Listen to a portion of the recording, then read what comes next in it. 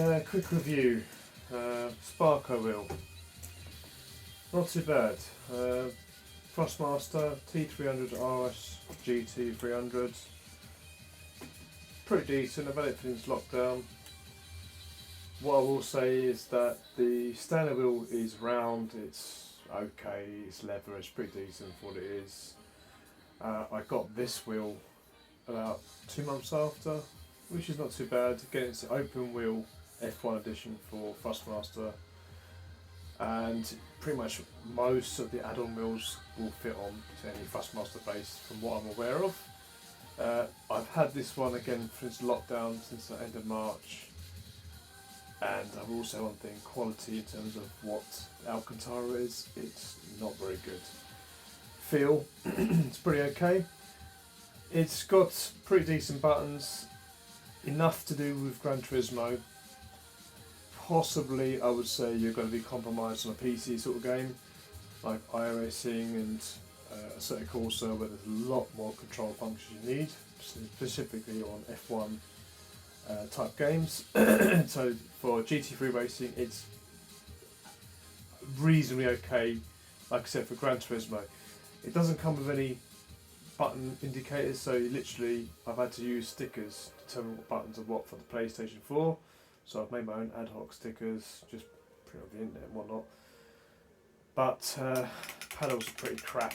They're not very long, so reach is the issue, and size. It's pretty decent grip, but like I said, I was wearing gloves at the beginning, but during summer it was hot and I really couldn't be fucked to wear gloves, so I didn't, and that's what happened. You get this sort of wearing of the supposed Alcantara. I don't know if this is even real Alcantara. It's probably some kind of synthetic make-believe version. It's not real.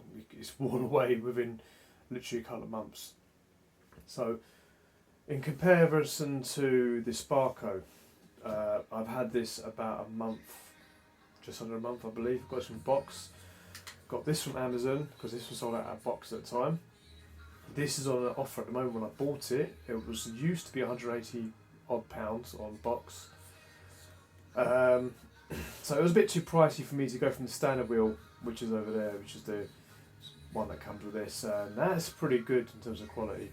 But I went for this, and this was about 115 quid on Amazon, and I got it within the first week or two of lockdown or so, and was quite chuffed. It made a big difference with that sort of GT3 racing.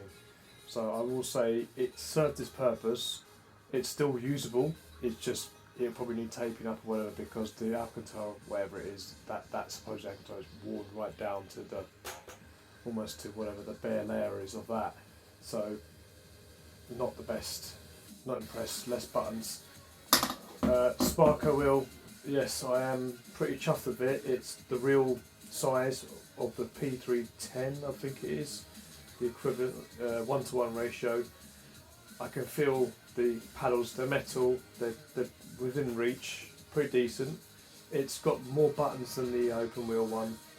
The downside is it doesn't have a D-pad, and this little funky switch, for me, using it, it's not the best. It's fiddly, you can make a lot of fuck-ups. If you're racing a race and you know a corner you want to go a certain brake bias and you're trying to adjust it, that particular corner, it's too fiddly for that. You better set off with one setting prior to the race and stick with that, because it's too much of a hassle going through the thing. I'll do let's have a little race quickly. Like I said, it's pretty decent, but like I said, it's not the most accurate. I think the D-pad's far more accurate.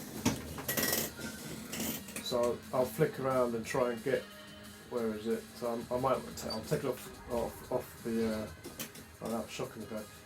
No traction, so I'm driving. Crack on. Have I put manual gears? I probably haven't. Yes, I have. So you may want to adjust things in the race. You may want to keep it as it is and suddenly change from whatever function. Gran Turismo Sport, not the best HUD in the world, but you're pissing about looking for things, and you can make a lot of mistakes. So it's not the best. But in terms of the wheel and what the rest of it does, it's pretty good. Certainly better than the open wheel. It's got a lot of buttons in the right place.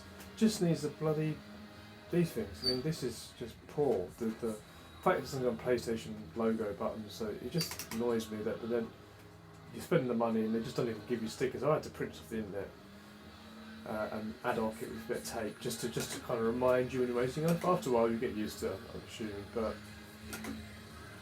not the best when it comes to money you're spending. There's 150 odd quid on a box, plus delivery charge and all that. But in terms of the feel, brilliant, absolutely brilliant. For Thrustmaster, this is the T300 RS GT, and I've had it since lockdown from end of March, and I'm pretty chuffed with the quality. Not had any issues with reliability, so I think in terms of I clearly can't drive and talk. Clearly can't do that. Not Super GT. This Thrustmaster is pretty decent. What I will say about this wheelbase is I've noticed when you take certain corners at speed and there's a bit of resistance, you'll get a little bit of motor running and it'll go brrr, and it'll just hum and motor as if it's like actively resisting, and then it'll wear off after a while. Or you can just literally, when you finish the race or you finish the practice lap, come out of it, disconnect it, and it'll just reset after about a few seconds. But I'm not too sure why it does that. I can't compare this with any other T3 Thrustmaster brand, really, to be honest, model, other than the T150 Ferrari wheel that my friend got me into, and that's how I got into sim racing, through my friend's sim racing setup. So, I'm drifted now.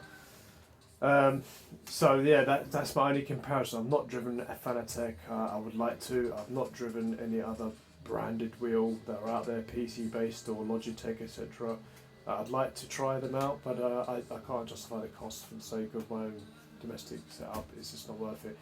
This was about £399 at the time of lockdown. I'm sure it's cheaper than that. Even eBay will be cheaper than that. And it's pretty good for a budget or a first timer. I'd say it's worth it. I'd say the price range is decent enough to be getting the quality, the function. Yes, it's just over 6 months, maybe, if that. 2 years time, 3 years time, will it be still be up to scratch? You'd have to look at videos that I've done reviews for longer than that to see whether it's got any issues in terms of reliability. When I was getting into sim racing at the beginning of lockdown and really thinking about doing it because I knew I'd be off work for a while, I was contemplating Fanatec because I know I did swat up on it, and I've heard so much reviews about YouTubers talking about how good it is, and it looks amazing on the website. What put me off Fanatec was the negative customer reviews that are out there online about their support, and I thought, well, you can't get Fanatec in a shop. You can't buy it at Curry's or PC World or wherever, Argos or any outlet. You can only buy it from their direct European distribution site. I believe it's in Germany, I'm not too sure, but it's not in the UK, that's for sure. You can't get it from Box, you can't get it from AO, you can't get it from Amazon. So Fanatec for me, unless you've got some port of call where you can go back confident and say, well, I've got an issue, I want it solved, and not wait months for a reply or a letter or email, I can't really justify £1,000 on getting the podium edition, which is what I want to get. Hopefully I will perform better than what I'm doing on this vid, but like I said, I can't talk and drive, it's not my thing. But yes, not a bad wheel. It's definitely worth doing if you've already got a Thrustmaster and it can take this wheel. I'm pretty sure all of them are eco, the whole eco thing, it would work, it should do. But double check. I think this wheel's pretty good for what it's worth. But if you're a newbie and you've got the T150 even, you really, to be honest, the T150 was bloody good on my friend's Omega setup. The wheels, the seat they had. I was pretty chuffed that it didn't really need to spend that much money to make it casual sim racing. Do you really need to spend £1,500 if you're just playing a couple of times a week? No. If you are into driving and you want to compete and you're starting to get up on Gran Turismo or whatever game you're playing and you're confident you're going to put the hours in to progress, then I think give it 6 months. If you're still doing it 6 months regularly and in fun, enjoying it, and you've got the space, then and you've got the funds, then do it, because it will enhance your driving experience and you will feel a lot more comfortable. And anything that makes you feel comfortable and confident should improve your driving. I think there's a lot of psychology between when you get something new that you're looking forward to and enthusiastic to improving your driving ability. I think that's for sure. I mean, it's probably a placebo effect. I probably was just as good on the standard wheel that came with it, but I feel in terms of the movement between my legs and here, for sure, the flat bottom wheel or the open wheel for F1 edition was a lot more practical than the big round wheel, which probably suits more of a casual drive or a rally drive drift setup sort of thing. You know what I mean? If you're racing F1 or GT3 racing, I think you definitely need to have a flat bottom or open wheel F1 style, because you just get the better angle for turns like that basically. So yeah, that's pretty much it. I hope you enjoy some of the videos I've done on my channel. I'm not a pro YouTube content maker, I'm just doing it for fun, kill some time, have a laugh, share what I'm doing, that's all.